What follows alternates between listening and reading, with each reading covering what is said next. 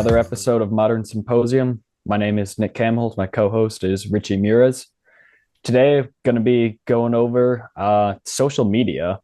Now, it's a huge part of all of our lives. It's a growing impact on everyone. And me and Richie were talking earlier about social media a lot, so we figured we'd do this episode today.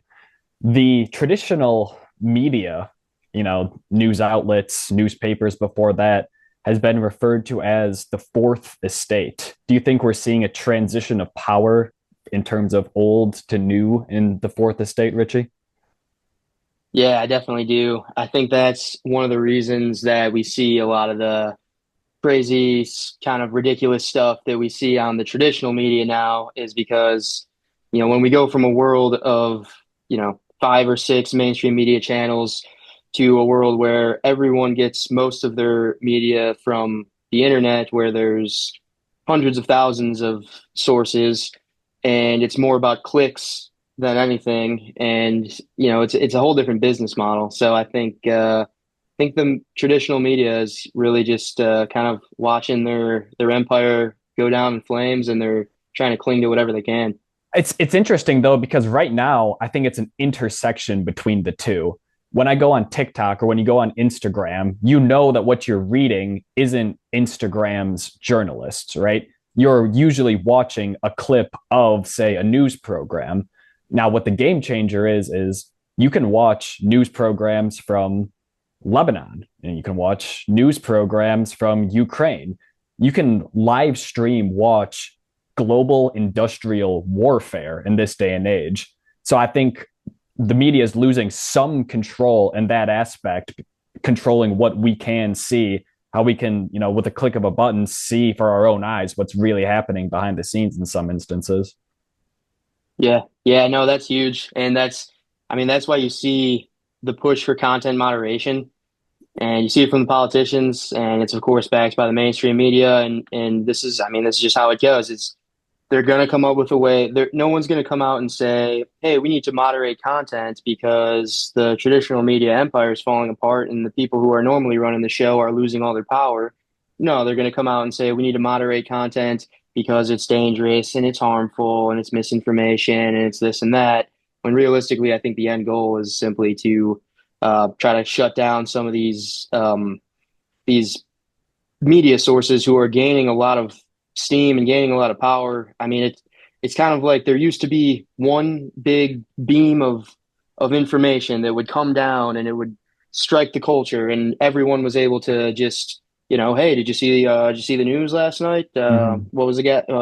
Walter Cronkite. Yeah, oh yeah, everyone watched the same thing. Everyone agrees the same thing, and now there's just this kind of army of new beams of information that are coming in, and some of them are really starting to gain a lot of the viewers. I know some of these media shows, like Joe Rogan's podcast, gets like 10 times the amount of views as the Fox News or the CNN broadcast. So they're watching as people stop listening to them, start listening to these other guys, and they're trying to figure out some way to make that stop. But I don't know. Yeah, keeping knowledge free and accessible is one of the most important things for a civilization. We've talked about before how, in many instances, it's an education gap, which results in, equity gaps, equality gaps. I kind of wanted to talk about what we were talking about earlier, new age media, social media companies. And I was going to pass it back off to you, explaining the difference between aggregators and publishers of media and what that means for social media companies moving forward.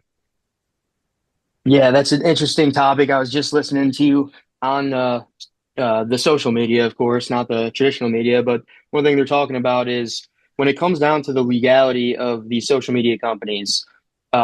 So there's kind of two sides to the coin, and by the law, now I could be botching this a little bit, but from what I understand, it's if you were to look at a publisher like like a company that publishes books or publishes newspapers or even a bookstore, they are responsible for anything that they say or any of their journalists say in their company that would be against the law. So slanderous or inciting violence or anything illegal, child pornography, that type of thing. You're not going to see, Wall Street Journal article come out unless it's, most likely at least does not contain any type of, harmful material, because they're held liable for that. But now the social media companies are not held liable for, at least legally, for the content that is uploaded onto their platforms by their content creators and by their users. On the other side of that now is that at the same time, based on that same law, if you were to look at something that would be considered an aggregator, which would be more like a public library, where anyone can just come in and say, hey, I'm donating some books to the public library, and they put them up on the shelf, and then anyone can come in and say, hey, I'm looking for this book, and they use the Dewey Decimal System, and then they show you where the book is, and that's it. And they're not making any money off of it, and it's just, it's just a public kind of forum for information. Well, in that case, they're not, I mean, the public library isn't going to be held responsible if someone donates a book that has something harmful in it and then someone checks it out, because it's not their job. They're simply just aggregating the information. They're not publishers. Social media companies are facing a bit of a dilemma now, because if they want to identify as simply aggregators, then what they're not allowed to do is to recommend or promote certain material over others based on their algorithms, and take into consideration, which is what all social media companies do now, which is they have algorithms where you don't go and search something, they just take into consideration what I think this person might want to see, and they promote that to you. Now that's more of a publisher or a developer rather than simply an aggregator. So now they're really towing the line legally, and it's kind of a lose-lose on either side. If they want to Yeah. if they want to be an aggregator, then they're not liable for what gets published by their creators. But if they want to be more of a publisher, then now they are liable, and that's going to open up a whole nother can of worms. Yeah, so they're kind of facing a catch 22. In one aspect, they want to be able to publish everything they can, right? They want to be aggregators of the knowledge. They don't want to be held liable for people spreading misinformation, inciting violence, things like that. On the other hand, their monetization is completely based off their algorithm. Their algorithm is the thing that boosts, that promotes. It's the reason why you see tweets on your feed that you've never looked up. That's how they make their money. They also make it off ad revenue. So they either have to choose between their current monetization plan or between fact checking all of the information that's published. In the end, if they're forced, I think they're going to have to choose being the aggregator, because you can't possibly fact check everything that goes on to social media. What do you think? Yeah, no, I mean, and really, I, obviously they don't want to choose either, because both are very bad. Because the aggregator, now all of a sudden, I mean, how many investment dollars just get taken right out? Investors are, if Facebook has to revert back to the old ways of, we're just going to show everything in chronological order as it was posted by the people you follow, they have no business model. They have no profitable business model. The only thing I can think of would be to go the subscription route, which would be a viable business model.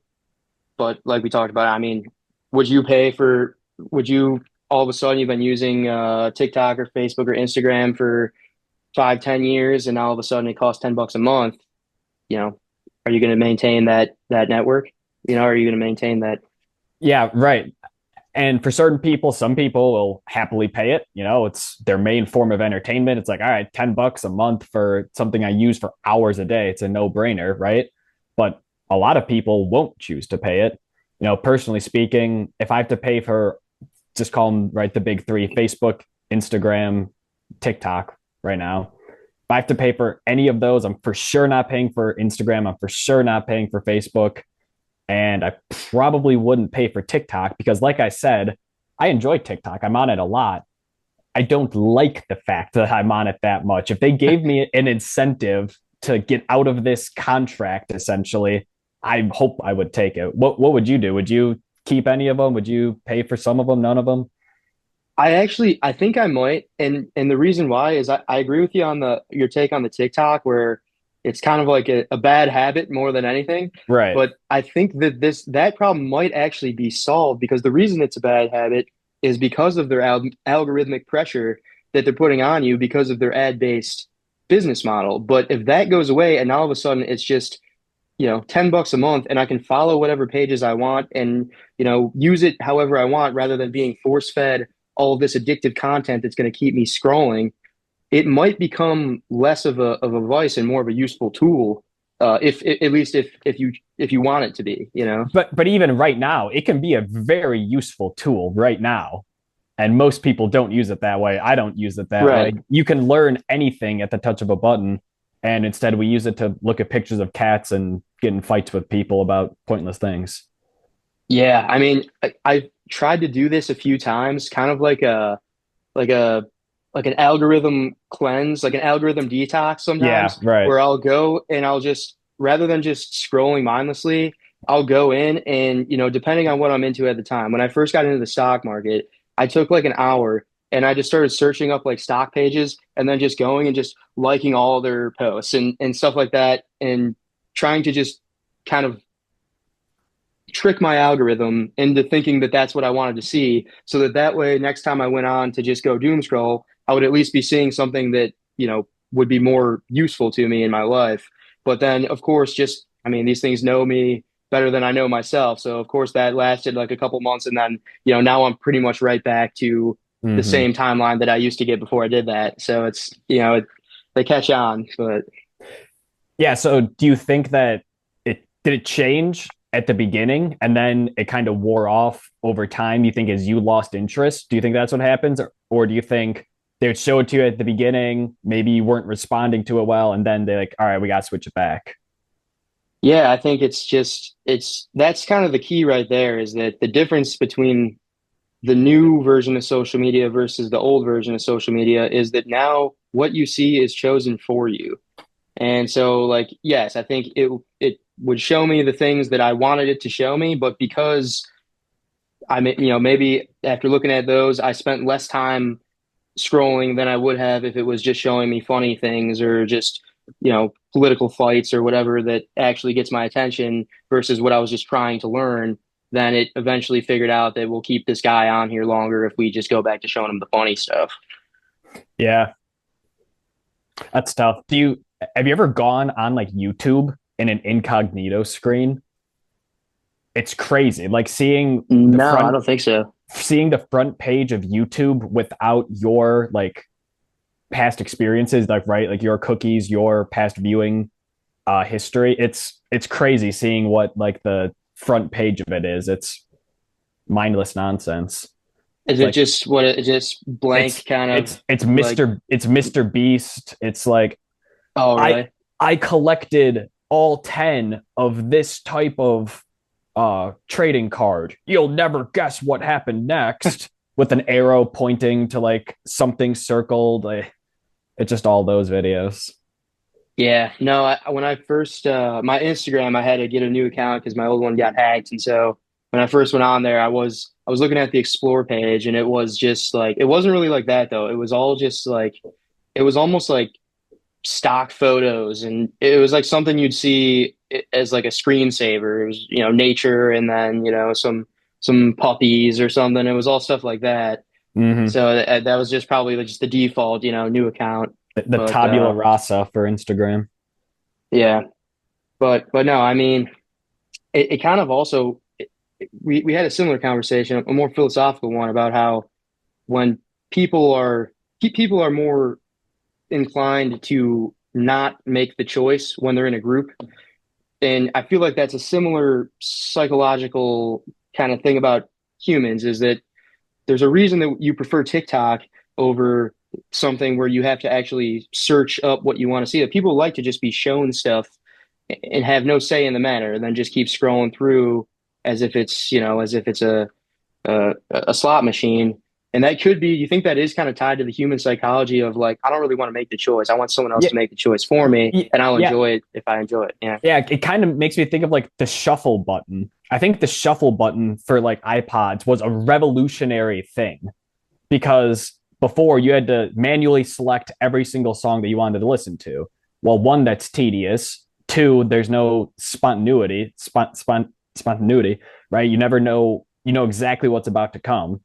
So then it's kind of like a cyclical technology sort of deal where it's like, oh, the shuffle button, I can listen to any random song I want. all right, listen to the radio, like, but no, Yeah. it's, I do definitely agree that this algorithm, like the boosting of certain, showing you certain things definitely has deep psychological undertones in it. Definitely playing off of, the fact that you just kind of want to be passively entertained most of the time instead of, going out and achieving things, going out and, expending so much energy and into effort into, trying to build something.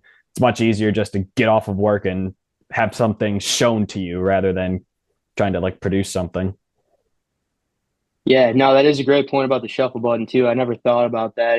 And the way the social media algorithm seems to be, it's basically as if, you've got your iPod shuffle and you've got 1,000 songs on there, but you know, Soldier Boy is paying Apple money to make sure that whenever they hit shuffle, they put his song right up there. And so now everyone in the world becomes a Soldier Boy fan because and that's kind of how the algorithms seem to work, where it's like if if if the person who's pulling the strings can control it's the whole point of the shuffle button was that it was actually random, but what we're dealing with now is no longer random.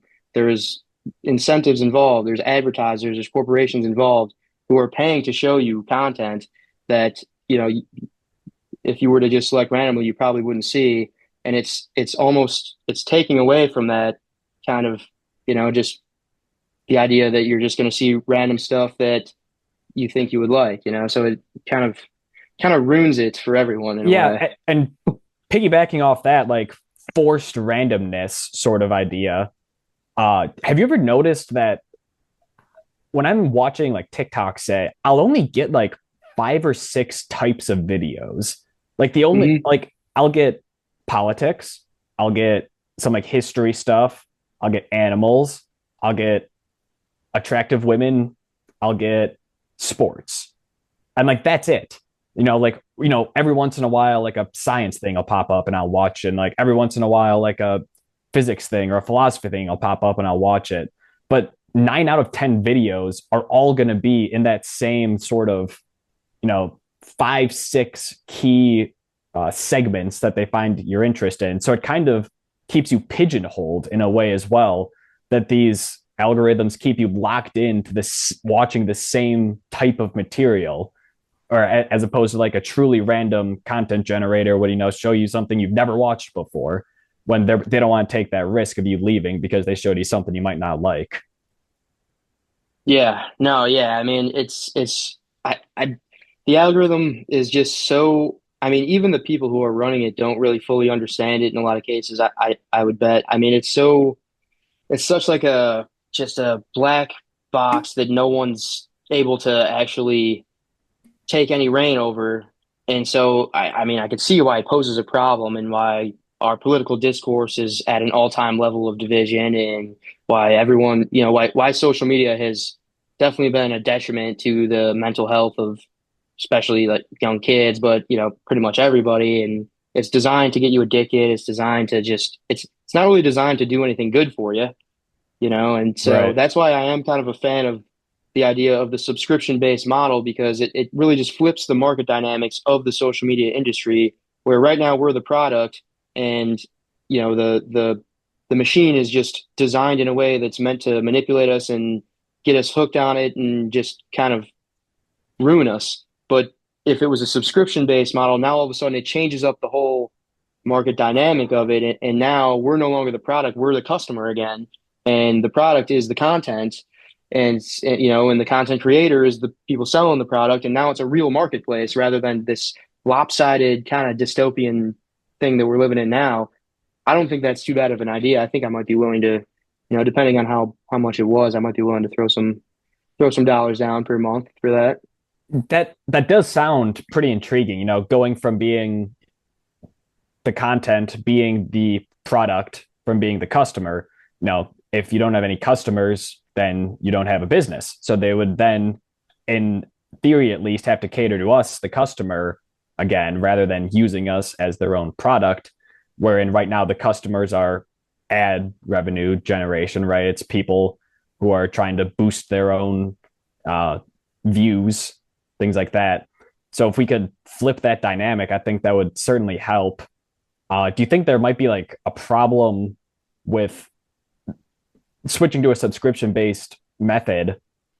If it doesn't take off enough, then they might be caught like in limbo between, we don't have enough subscriptions, so we kind of still have to use this algorithm sort of deal. Like they wouldn't fully commit to it. I mean, what's to stop them from using the algorithm once they do then get subscriptions? Yeah, yeah. I mean, I think that's kind of what Twitter's doing right now. So Elon had the whole thing, and it went horribly for him, but at first at least. But the whole thing where you now pay for the blue check mark, right? Which, I mean, the whole point was the blue check mark was supposed to verify celebrities and companies, and so not anyone could pay for it. And just, you know, when he first did that, there was a ton of. Do you Yeah, remember didn't seeing yeah all that stuff? Like, didn't Boeing lose like 7% of its like stock value, and which was like billions of dollars because some guy paid $8 for a blue check mark? yeah, and like it was like Coca-Cola with the blue check mark tweeted out something about like, yeah, we're putting the cocaine back in. It was like all these companies and everything, and they all looked real. And yeah, Boeing I think was one of them. I think Nike was one of them, where people were just making their names Nike and they had a blue check mark next to it, and then just tweeting out the most ridiculous things, and it just caused absolute chaos. But I think that that is kind of the first step for Twitter because now I think it's pretty cheap. It's like $6 a month or something like that, and you get Twitter Premium, so you get to use like the AI chatbot that's integrated, and you get I don't know, there's a ton of stuff you could do that you couldn't do otherwise. And I think that's like the first step towards making it an all payment system process, which I think would be good. But like you said, yeah, that's the main hurdle for sure would be just getting people to adjust from better to worse, at least in the mind of the individual. It's like, okay, I've had this service for free and now I have to pay for it. People are going to be mad about that. So getting over that hurdle, but I think if you do get over that hurdle, it does end up better for everyone. What's the incentive for them to stop using the algorithm, even if they have enough subscriptions? Well, if it were no longer an ad-based model, if it would have to be entirely a subscription-based model. Like one of the One apps where that I spend most where they can't make money off of ads, where you're like they're yeah, I not mean you're not allowed. really that would be yeah, I mean that I didn't I guess it like if it was a regulatory thing where they weren't allowed to, I think that would actually make a lot of sense. Or at least if they were allowed to, they would have to do it in a way that wasn't so subtle. Like you'd have to know what you're getting into. Like one of my favorites apps that I use probably more than any other app is Spotify, and it's always been a subscription based, and it was originally just for music, but now all the podcasts are on there, and they've got video on there. I mean, it's I don't know, a couple bucks a month, but there is really no actual ads. Now, sometimes the podcasters will give their little ads in the beginning of their shows, or if we were on there, we'd be tossing up the Healing Roots ad. But when it comes to actual ads or content that was kind of thrown in your face where you didn't ask for it, you don't really see much of that. And I'm just thinking about it now, but that might be one of the reasons I like it the best, honestly.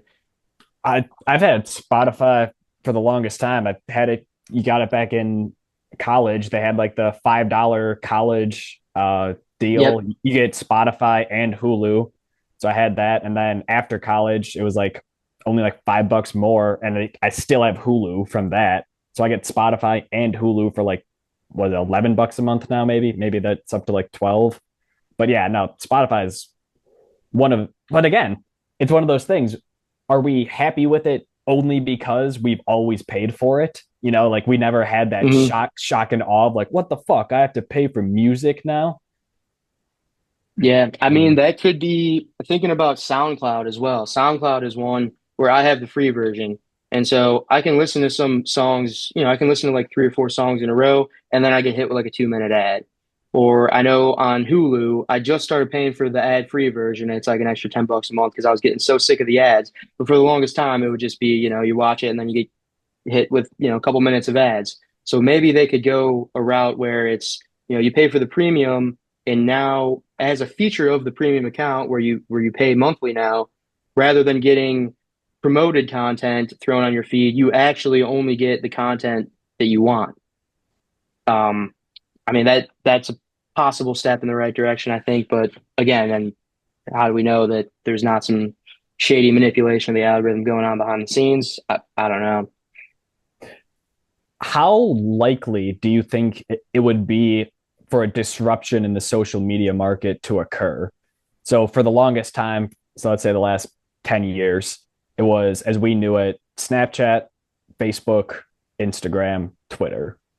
And that was the four big ones.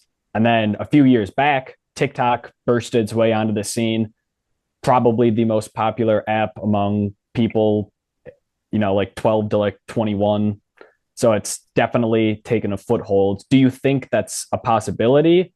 Or do you think that, the barriers to entry is just too ginormous for someone to do what TikTok did? Because even TikTok didn't come out of the blue. TikTok had been alive and thriving in China before they shipped it over here in the form of the app we know it today.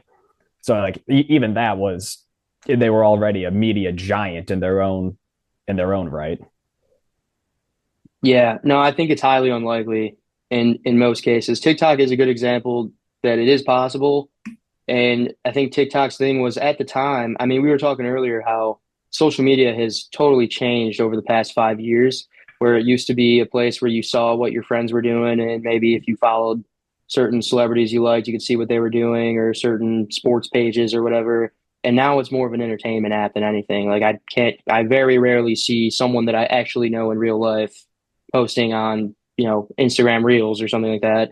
And I think that change is due to TikTok. TikTok took the social media kind of algorithm, kind of business model, and turned it rather into a networking app to a more of an entertainment app where, now it's more so just content creators and influencers than, your friends you went to high school with. Yeah, but so even TikTok, I know some people who will post on TikTok, right? I know almost nobody who tweets anymore, like them actually writing out their own tweets, their own thoughts. Twitter used to be a much different place 6 years ago. You would see the inner machinations of people's minds. And then people are kind of like, oh, why would I put that out there for everyone to see? That's embarrassing. Back in high school, people would tweet out making a peanut butter and jelly sandwich, hashtag winning. And that was a totally normal thing. Now, if you tweet that out, you get roasted in your group chat, right? Yeah, I think that is a possibility for a new disruption, though, because none of my guy friends posts on Instagram. No one I know posts on Twitter. Some people do Snapchat, and some people post on TikTok. If a new social media can arise where the everyday people like me and you, and not just huge content creators, huge, people making millions of dollars off of their pages, if everyday people can actually come back to a new public forum, I think there's a possibility there for a new social media. yeah. No, I mean, I just don't think that it would be a new social media. I think it would be a new feature of the existing social media. Like I think like one thing that kind of fits that description is the Facebook groups. I don't know. I'm not really on Facebook anymore either, but I know um, Megan's on there and she's in these groups where it's like, women who live in Chicago or some and stuff like that. And so it is kind of it's like smaller bubbles within the larger Facebook network where it is designed for, or a couple of my friends from college were in like a hip hop group where it would be, a bunch of people talking about the new, whatever the new rap music So so was. so And even that's interesting. I like that idea because now say you join, hip hop heads Facebook group, right? You're posting in there, you're sharing your actual thoughts, your actual feelings like people used to. But instead of sharing it with your friends, you're sharing it with this group of strangers that you've never met in real life, this group of people you know by usernames only. It's a very interesting, you know, veer in yeah, direction.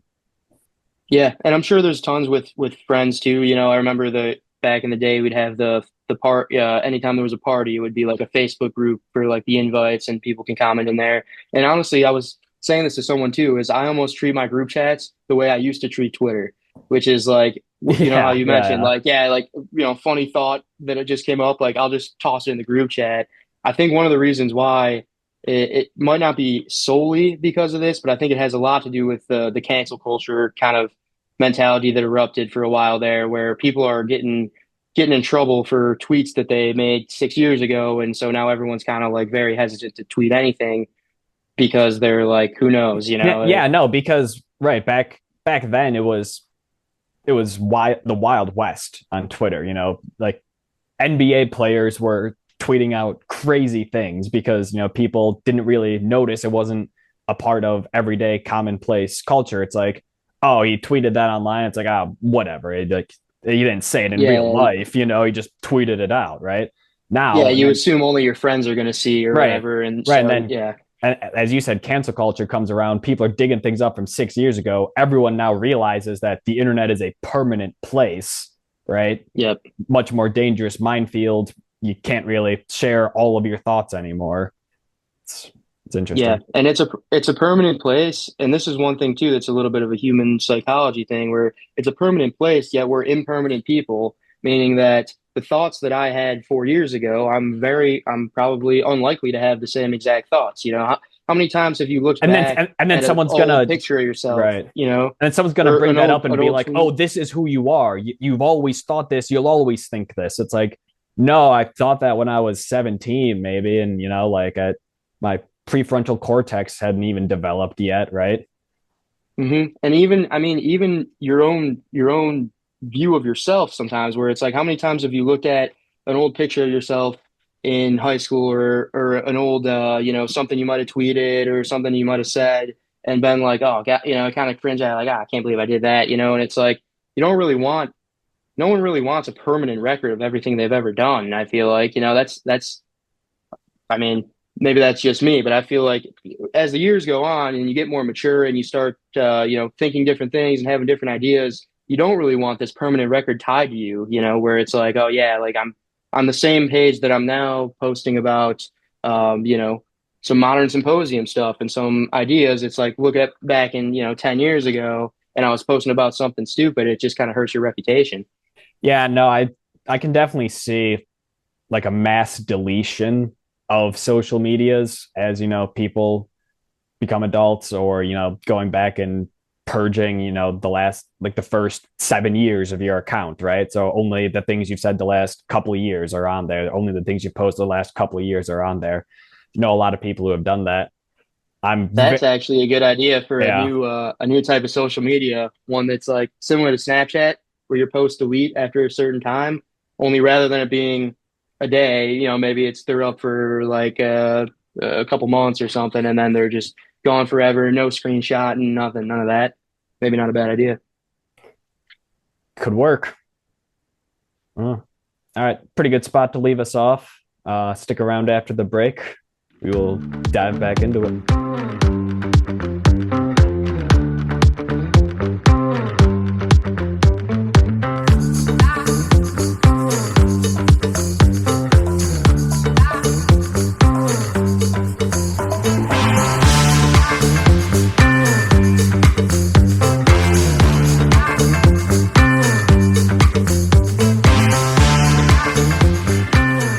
Welcome back.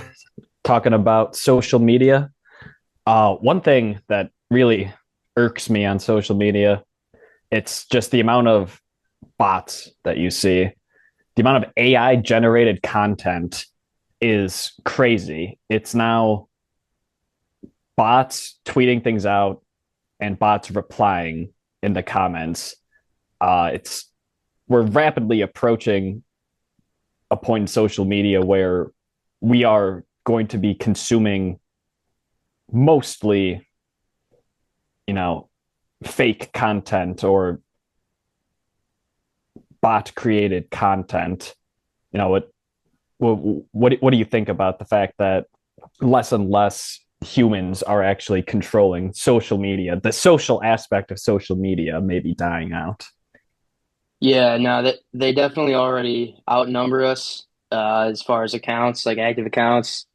I think there was something I saw that was like 80% of, especially on Twitter, I believe it was, like 80% of posts are just bots, which is kind of crazy. I remember back back 10 years ago, probably was the first time I saw something where you could buy, like someone was advertising something where you could buy followers.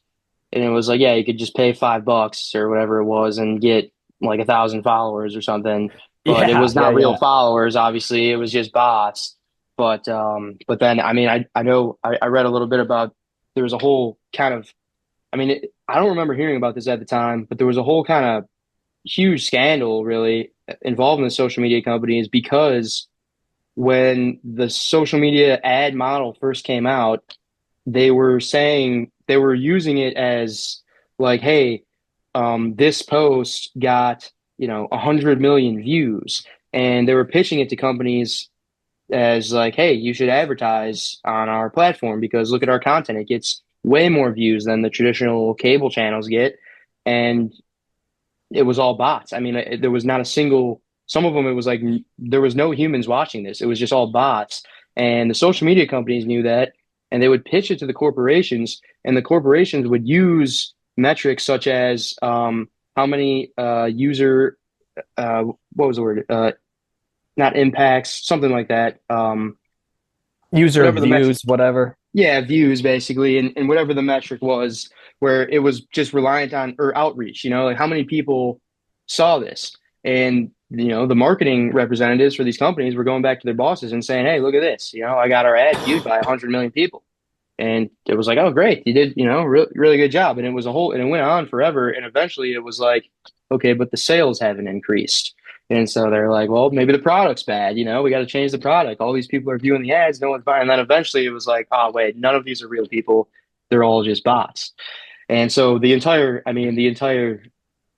advertising industry was just kind of useless for quite a while. I mean, they weren't doing anything. They were just showing robots. So. Yeah, I've seen those videos of view farms where there's someone with like hundreds of phones in front of them and they're just like swiping around, literally fabricating views essentially, and yeah, I Mhm. remember I remember what you said. Remember when you could buy like 500 followers on Instagram for like $5 or something. But Yeah, yeah. but like everyone knew. It's like, oh, you went from having like 200 friends to like 700 followers, right? It's like everyone knew when you did it. Yeah, It you'd have 100,000 followers and you'd get like 2 likes on your pictures. So, okay. But no, and I mean they could be used for so many different things too. They're used to sow division. I know foreign countries have like Russia is notorious for having tons of troll farms, they call them, or bot farms, where they have a bunch of people, like you said, with 100 phones each, and they have 100 accounts, and they're just going in there, and sometimes they're tweeting pro-Trump stuff, and other times they're tweeting anti-Trump stuff, and they're responding back and forth to each other, trying to get people all riled up.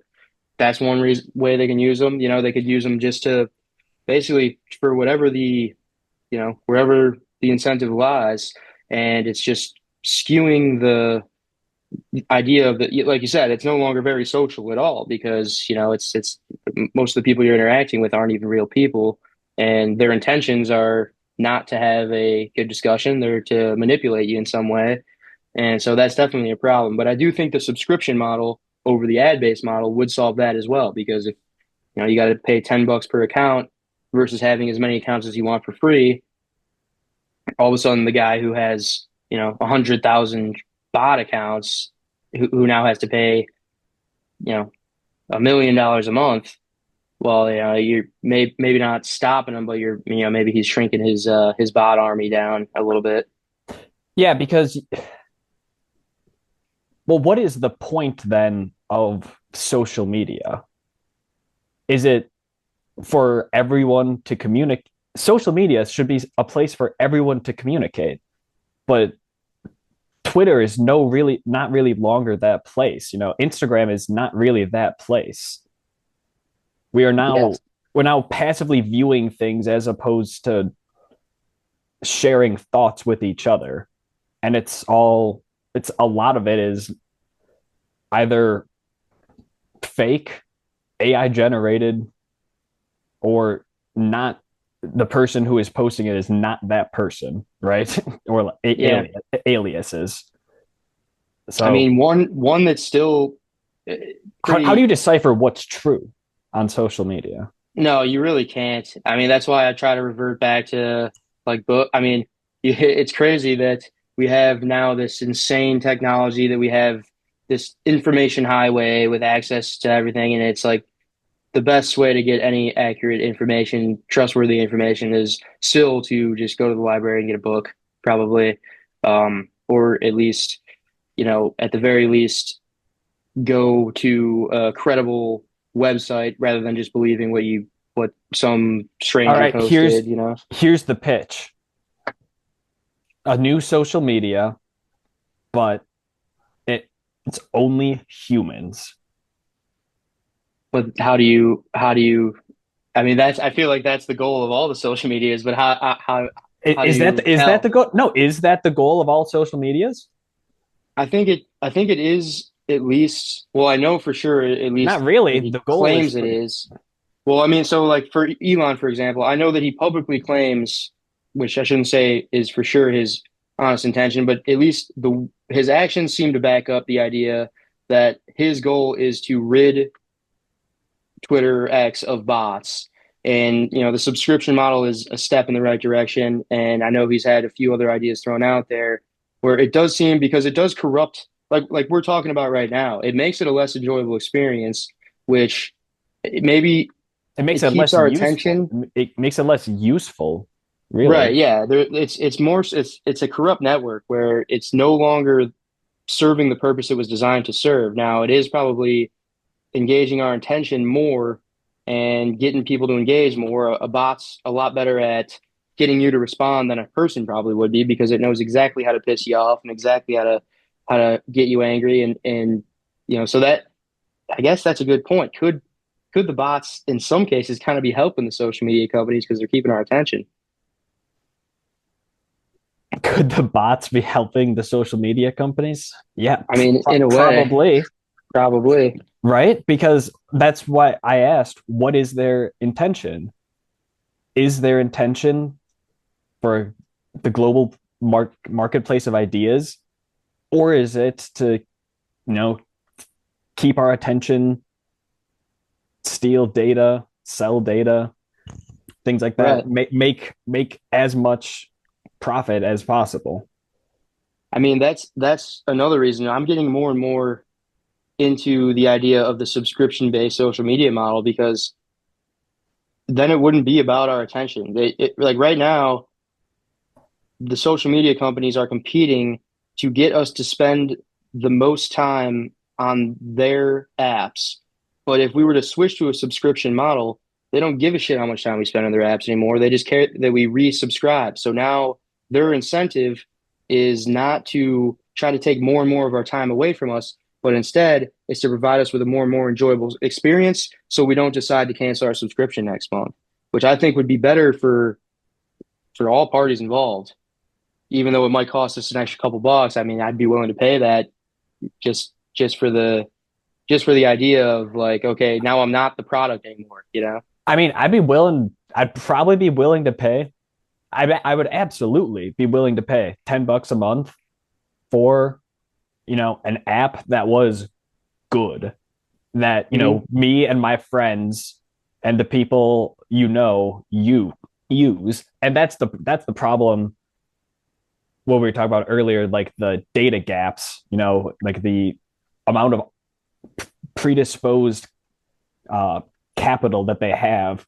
If some upstart company does come out, make some innovative thing, something really cool, Facebook, whoever, everyone can just copy it instantaneously, and do it better than they're currently doing it. You know, Yeah.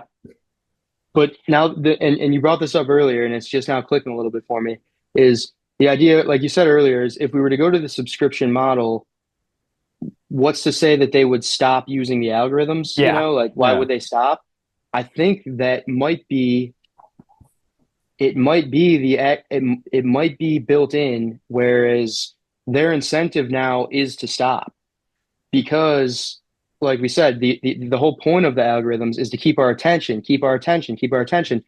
But if it's a subscription model, our attention is no longer the gold mine that it currently is. It's no longer worth much at all. What's worth it to them is our money that we're voluntarily paying for our subscription. So their incentive is not to keep our attention anymore. It is now just to make sure that when we do use the app, that we're having an enjoyable experience rather than an addictive kind of invasive one. We're having an enjoyable experience that we are willing to pay $10 for, right? You know, that's something that, but how enjoyable is Twitter, Instagram, TikTok, whichever one you prefer right now to you? It's But that's what I mean it's is that pretty damn good. yes, I mean, but it's good, but it obviously has its flaws, which I think is the basis of the conversation, which is Right. it's got all these social problems that could maybe not be fully solved, but I think it would be. I mean, as I'm talking, I'm selling myself more and more on the subscription model. I think I might be willing to subscribe. But yeah, I mean, the bots is one thing. You brought up a good theory to me about the dead internet, uh, the dead internet idea. About in the future how we might not even be we might be dealing with an internet that's almost, if not entirely, almost entirely um, just bots, and there's no longer any people participating. Yeah, right. The Dead internet theory essentially says at some point we'll stop creating and only be taking in information deriving not from conversations people are having that, like machines are having. Uh, could happen, I guess. If totally depends where technology goes in the next 10 to 20 years, essentially. Is the attention market going to keep prevailing? The data market going to keep prevailing? Whoever has the most data on what you prefer, where you go, who you see, so they can then better sell you things, is essentially the market for social medias right now. Would a subscription based model change that? I don't know. You've brought up a lot of good points. I mean, but how different would the subscription base? How much different would your feed look paying $10 a month versus this free product that you already have? Is kind of where I'm at. Yeah, I mean, it would be. I guess the addictive quality of it would stay because they don't want you to be able to cancel your subscription, basically. But I mean, yeah, I mean that is a good question too. Would it be much different? I just don't think the. I think the key difference would be that hours spent scrolling would no longer be a good metric to determine the success of a social media network. A better metric would now be how much per month I'm willing to pay for it. And so now the value is more based on the things that we originally signed up for social media for, which was connecting with friends and stuff like that. Like if I'm willing to pay $10 a month for social media and one of them is like a bunch of just AI garbage and the other one is it's corruption free basically, where it's just you follow people and you can communicate with them. Maybe there's some cool features you can do and stuff like that. It's like, what would people find more, worth their money? Well, it depends. I mean, some people would probably go with both, but at least there would be separate options that are optimizing for different things. Because right now, all of them are simply just optimizing for your attention. You know what that sounds like to me? A subscription based social media where you and all your friends are in on it together. Sounds like social media on a blockchain. Could be. Glad you brought that up. I've touched on that a few times in past episodes. I think that is the like downstream. I think that's going to happen, or at least if it doesn't happen, I think it would be the best outcome to happen. I would say because that would solve a lot of these problems as well. Where I mean, the number one problem being the data. I mean, that the fact that when we talk about AI is to some people a very exciting topic, some people a very scary topic. Regardless of what you think about it, you are contributing to it. You are contributing your data to AI. Me and you are as we speak right now. We're going to upload this onto YouTube, and Google is going to take it and feed it into their AI machine that they're creating right now. If I were to tweet something, Elon Musk is going to take my tweet and feed it into his AI machine. That's what they're all doing, and they're competing because they own all of our data, and they're feeding it to their machines to make them, the more data, the better. And whoever has the biggest compilation of data at the end of the day has the best AI. And so, one thing about blockchain would be that they no longer own your data. If it was a blockchain social media company, you are the owner of your data. If we uploaded the Modern Symposium podcast on a blockchain version of YouTube, YouTube doesn't own this video.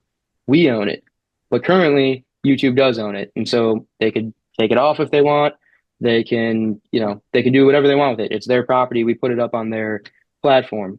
But if it were a blockchain version, content creators would own their content, and your level of engagement would determine how much of a say you have in the rules of the social media platform. So there's tons of benefits, and I can see it getting there, hopefully sooner rather than later. So you're saying we start up the blockchain social media based on your subscription model, and we're going to be in the money. I mean, I don't see any way around it. I mean, current social media is it's not enjoyable, really. It's just kind of there. Hmm. Yeah, it's just, yeah. I mean, and especially, I mean, think about like younger kids. I saw this crazy video. I mean, it's not really that crazy, but it was just, I was like, oh man, that is brutal to watch. Where it was somebody videotaping outside of they were standing in their house videotaping their neighbor's kids outside the window. And they were like, what is going on here? Like, this is just so weird. And basically, there was like a group of kids standing around outside, and one of them had like a VR headset on, and the other one was just sitting on his phone playing, and then the other one was doing some type of like Fortnite dance, and the other one was just kind of pacing around.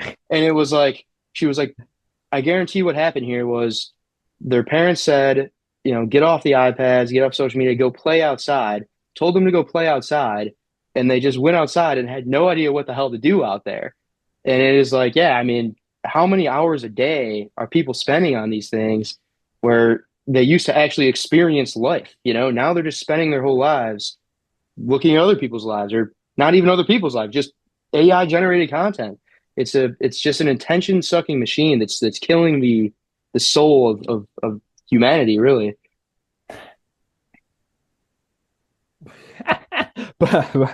Bold words. I mean, yeah. Is it not though? Like it was supposed to bring us all closer together, but now it just feels like it's driving a wedge and no one's really communicating.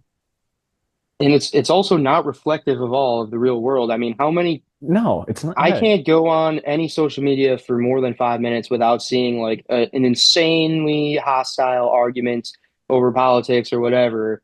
And it's like I have never once, maybe not never once, I very, very rarely have ever seen that in the real world at all. Like, how often do you just get in a heated debate with someone at the Jewel because like that's because they're wearing a mask or something? It's like no one acts like that in real life. Yet it's just, I mean, it's probably just mostly bots, really. But I mean, that's just that's the lens that we see it through is crazy.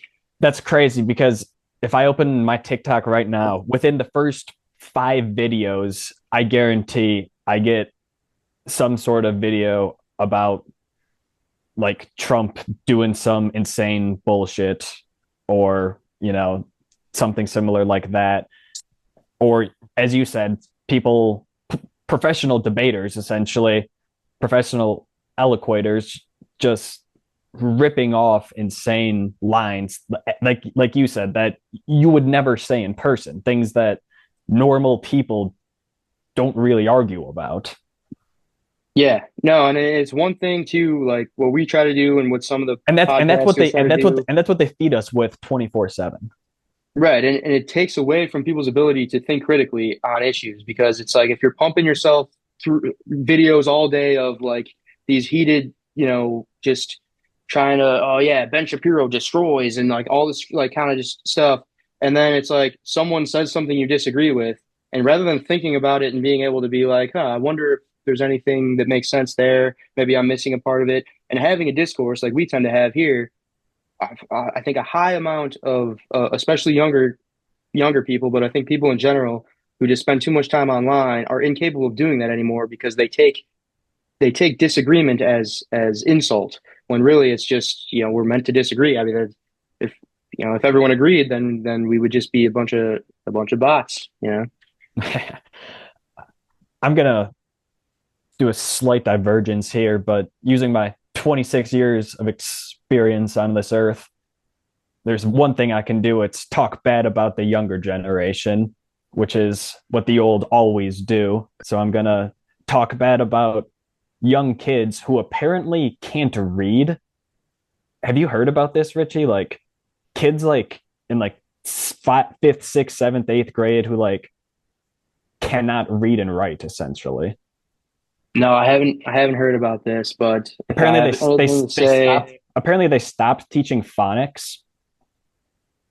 yeah, I mean, if I have anything to say about the younger generation, it's just they don't know how good they got it. They should have seen it, back in the old days. We were, working all day, never had any fun, and they're just all lazy and they'll never make it in this world. I agree. The moral fabric of our society is decaying. Looking at the younger generation, It always is. But no, I actually didn't. I haven't heard much about this. I mean, if the but idea it but is it that but it our but it makes sense that like kids are just hooked on these these devices since they're kids growing up now. Things that we never had, during those critical developmental years, until essentially like what teenagers, like young yeah, teenagers I is think when that technology really came out. I got my first iPhone in high school for sure. I remember. I Right, think I was right. like freshman or sophomore, and then yeah, I mean yeah, probably right around. So from the time we were born until we were like 14, 15, I don't think we really had that, which is probably a critical time to not have it. I mean, what would you think Right. about a law? I've heard people debate this a lot too. Can't remember who wrote the book. I think it was Abigail Schreier, maybe, or I might be wrong on that. But someone had just released a book recently about this exact issue, and they were on Joe Rogan talking about it. Whereas, what about some type of law or at least like a cultural norm where we don't give kids these addictive screens until they're, 15, 16 years old, something like that, where, maybe we can help this problem because I do think that it's probably partially on our education system not being the best, but I mean, I think it's a large, large part of it is because of this exact issue that kids are just hooked on screens that are designed to be extremely addictive. And as always, it's a combination of the two, right? Right. It's a Yeah. combination of the fact that schools probably don't have enough funding and the fact that, you know, this technology has never been seen before. And we really did leap before we looked. We are through the looking glass on this. We're not going to be able to stop it. Essentially, it's a, short of. I would like to not allow kids to have a phone until a certain year. Like, is that a reasonable law to be passed though? Like, is Yeah. I mean, the problem is it's like, okay, if in we did have in this kids, in this day and age, right? Like, I don't that thing is powerful. You know, that's the problem too, is that it's the network effect is what it is, where it's like, say we had kids and we are perfectly aware of this, so we said, okay, well then you know what, who cares what the law is? I'm just not going to let my kids have it. Well, then the problem is now your kid has trouble fitting in because everyone else at the school has them. So it's like it's harder to it's harder to do when everyone as a society is engaging in this bad practice. Whereas if we were to make it either a law or even just a cultural norm, or I've heard about some schools, they're probably like pretty high end private schools where, say high school or middle school, where they don't allow you in with an iPhone. You have to have a an old school flip phone in order to go to the school. So you're not allowed to. So none of the kids have them, and that seems to be a good solution because it's one thing if I don't have it, but everyone else does. That's probably bad. But if no one has it, that's probably good. I think there were surveys that said, would you like how long would you be able to, or how much money would I have to pay you to go a month without your phone? And kids would come up with numbers, and they said, how much money would I have to pay you if you have to go a month without your phone, but nobody else has a phone? And they said zero. I'll do it for free if you did that right now. Like Yeah, yeah. kids, That sounds nice. Yeah, right. right? Yeah, it's like the idea that everyone else has it is the problem. Whereas if no one else had it, I think plenty of kids would be perfectly willing to give it up. And that's back to psychology. That's groupthink, right? Yep. Well, if I don't have it and everyone else has it, I don't fit in. That sucks, right? It's human nature. It's the fact that we are a group species that needs, that form of, you know, feeling of home, of belonging, of, this is my community, my pack. That's something that's been ingrained in us for millennia. It's basically undebatable at this point that that is a part of our human psyche. So Yeah. No, especially as teenagers too. Teenagers, trying to kind of find your place, figure out where you are in the hierarchy and, form your kind of tribe. And it's like, you got to have what the other kids have. That's at least that's what you think at the time. So it makes perfect sense. and then technology comes into play and everything is amplified because every single thing you do is marked Hmm. and you have everything that you didn't possibly know before at your fingertips, and it's a whole new world. I don't know. Yeah, no, I mean, and it is a very hyperbolic environment too, where no matter what you're doing, I mean, if you're trying to be, I remember back when we were in high school, there was a phrase that was always thrown around like "do it for the vine," and it was like Right. because it was like who can be. It used to be, you want to be the class clown kid, then all you have to do is be the most outlandish kind of you know craziest kid in your class, right? But now, if you want to be the Vine, or back then the Vine or the TikTok kid, you don't have to be the most badass kid in your class. You got to be the most badass kid on TikTok. And so you've got kids doing all this crazy shit trying to get attention on TikTok. Then on the other end, you've got all of the girls they've got all the filters and they're all they're all trying to enhance their looks on the social media, and it's bad for the men. I saw something where it's like way worse for teenage girls to have social media than it is for for boys, just because girls are more, you know, um, driven by like physical appearance and more kind of sensitive to comparison when it comes to comparing with other girls and stuff like that. Yeah, and in that aspect, very possibly. On the other hand, young boys very susceptible to cults, things like that. Yeah, peer pressure. Yeah, definitely. Like peer pressure, right? The problem with I like using this, like the problem with watching movies like Fight Club is like every time you watch Fight Club, you don't get the impression of, oh, maybe I shouldn't fall victim to, smooth talking people who want me to do crazy shit. It's we should start a fight club. Yeah, Yeah. I had this with Young men want to be part of a group. Wolf of Wall Street is another example where I've seen that movie like 5 times, and it was the last time I watched it. I was watching it with a couple people, and someone who was there mentioned like yeah, it's kind of crazy how like a lot of people watch this and they think that Jordan Belfort is like the good guy, like he's the cool guy. And I'm sitting there thinking like that's exactly what I thought. What are we talking about here? And then I realized like the movie is about this guy's rise and demise, and it ends horribly for him. But it's like the entire time I'm watching that, I'm like, oh, that guy is awesome. So it's Right, like it's right. totally, yeah. It's I think as a young growing up as a young man in America, you kind of realize at some point, like, oh, Jordan Belfort's not the good guy. Yeah, right. It took me a while to come under the impression that Jordan Belfort is it's not meant to be like a glamorization of him. It's meant to be kind of like a don't do that, but it missed horribly because but it made but every but single person then want to be just like but him. now currently echo chambers on for like 12, 13, 14, 15-year-old kids reading the crazy wildest things you've ever read nonstop daily. That's where divide comes in. Yeah, and they think that that's just what everyone they have no idea that it's like I mean, nope, most people have no idea. Sometimes I find right, myself reading something right. and thinking like, "Oh, how could, it's like I'm like shocked that not everyone else thinks what I think about this." And it's because all I've seen was this small bubble of posts where everyone else is seeing different stuff. Did you see the it was a while ago now, but the CEO of ByteDance, the company that owns TikTok, did you see they were asking him in an interview about something about TikTok and then like they asked him like, oh, like what do you he had some new feature and they're like, oh, do your kids like that or something like that? And his response, he was like, oh no, my kids don't use TikTok.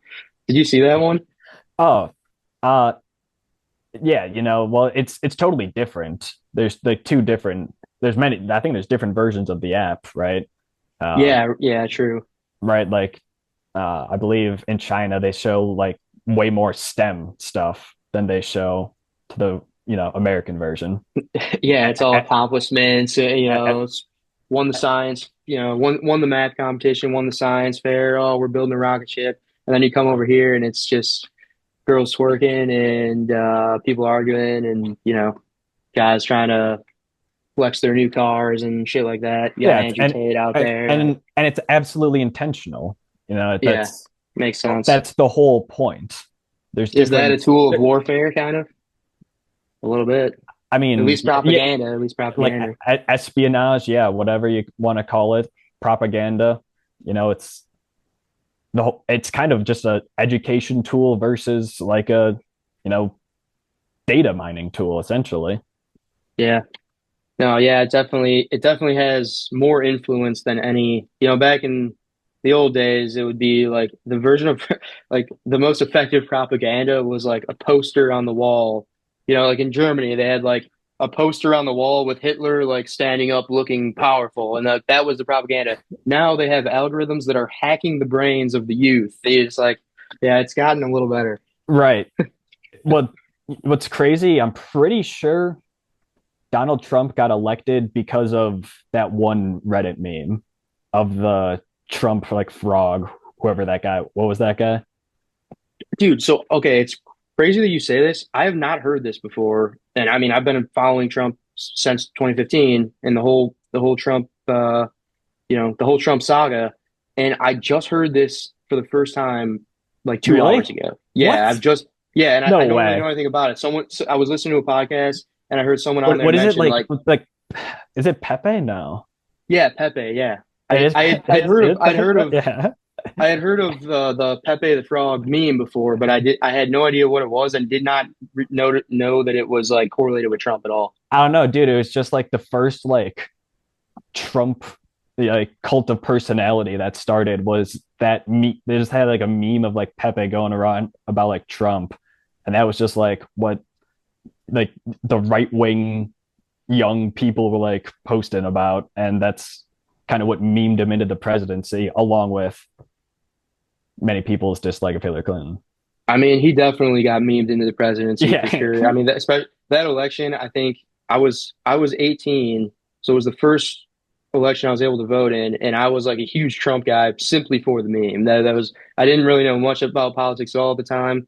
Just graduated high school and was like, yeah, this I was basically just he was a real life a real life meme basically, and and he also definitely just he was for sure the first American politician to take this new digital social media landscape and absolutely wield it as a tool for gaining influence and just taking over uh a whole section of the entire country's minds constantly ever since. So so where in social media does the power reside? Is it with the algorithm? Is it with the people watching the algorithm? Is it with the person who makes the algorithm? What I do you don't think? think it's the person who makes the algorithm because the people who make the algorithms don't necessarily even understand the But algorithms. he can make They another design algorithm. them But he can make another algorithm. true, but it's He's yeah. the I mean creator. He's the yeah, but creator. He made the I mean, algorithm. but they don't know why. Like the guy who made the algorithm could look at all of the same data that the algorithm sees and and then not be able to tell why they showed you the next post because the algorithm works in a way that the person who created it doesn't understand. They just design it to optimize for attention. They optimize for eyeballs. And then from there, the algorithm does what it needs to do and it's able to get there. And they So don't, then, so then, some cases, they do don't the know why. do the eyeballs have the power? I don't think so because how much time do you spend scrolling TikTok without even realizing it, but you can't take your eyeballs away? A I lot, don't think you have power over TikTok. I think TikTok's got power over you. Same with me. I think right? a lot of times I don't choose to actively spend an hour scrolling on Instagram Reels. I think that's got more power over me than I have over it. I think the algorithm in itself has much more power than any single human involved. I mean, our phones are a part of us now. When you leave the Hmm. house, that thing is attached to you. The singularity is, well, not the singularity, but humans, like connecting with technology Yeah, the merger. has the merge has already happened. Not the technological singularity yet, but the It's merge getting between there. us and technology is here. Like I do not Yeah. leave home without this thing. It's No, you my can't. navigation. It's my communication, right? It's wonderful, but it's a part of me. Yeah. No, I mean, I think that the machines, I mean, I say this a lot and people think I'm losing it, but I seriously think that the machines have much more power over us than we have over them. So if you were to ask who really has the power in this whole social media landscape, I don't think there's a single person on social media who has the power. I don't think there's a single person working at Facebook who has the power. Maybe the people who own it, but the people who own it are decentralized because it's a public company. So then you can say maybe the board, maybe Zuckerberg, they're probably up there, but I think that the machine has much more power over them than they do over it because even if they wanted to stop it, they can't because they have a fiduciary duty to their shareholders to maximize profit. Therefore, they don't really have a choice in the matter as human beings to begin with. The only thing that has a choice is the algorithm and how it's going to keep our attention for as long as possible because that's what it's designed to do, because that's what it has to be designed to do by law. We'll see, I guess. I think that's about time to wrap it up, though. All right. Yeah, we'll leave it on that happy note that we're all doomed. But all right, till next time. Yeah.